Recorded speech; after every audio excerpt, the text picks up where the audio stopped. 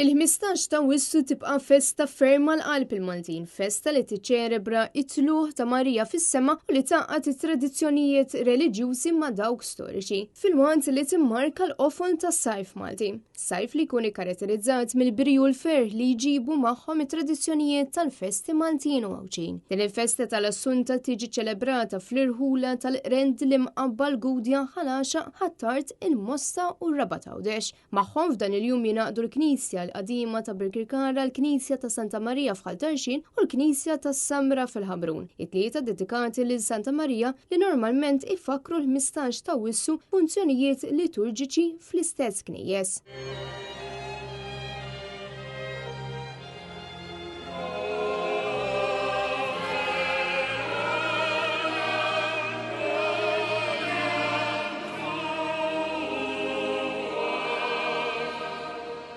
L-aqwa risposta għal-gideb u għal-verità, li l-aqwa risposta għal-ħażen u għat-tjubija, li l-aqwa risposta għall-inġustizzja hija l-ġustizzja.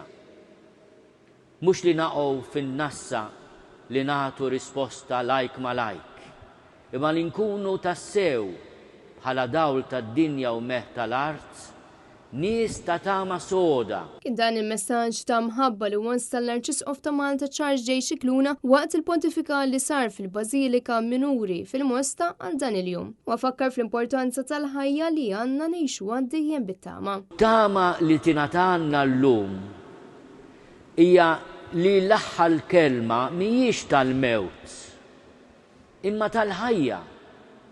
Li l-mewt mhix ħajt li taħbat miegħu, imma bieb, tieqa, ejdlu velestrum, li minna jgħaddi d-dawl. U dan jista' jseħħ permezz ta' tama f'Santa Marija. Marija sinjal ta' tama u kewba ta' tama. Intant il-ħadd li ġej imbagħad jiġu ċelebrati l-festi ta' Santa Marija f'Ħaddingli, l-Imġar u Żebu Ċawdex, apparti n-numru ta' kappelli dedikati lil Marija Assunta f'Ħaxluq, is-Siġġiewi u f'Tanħlas ħal-Ormi, fost l-oħrajn. Preżenti għal pontifikal kien hemm fost l-oħrajn il-kap tal-Partit Nazzjonalista Bernard Grek u Martu Elmeri, il-President tal-Parlament Ewropew Roberta Mezzola u persuni distinti oħra.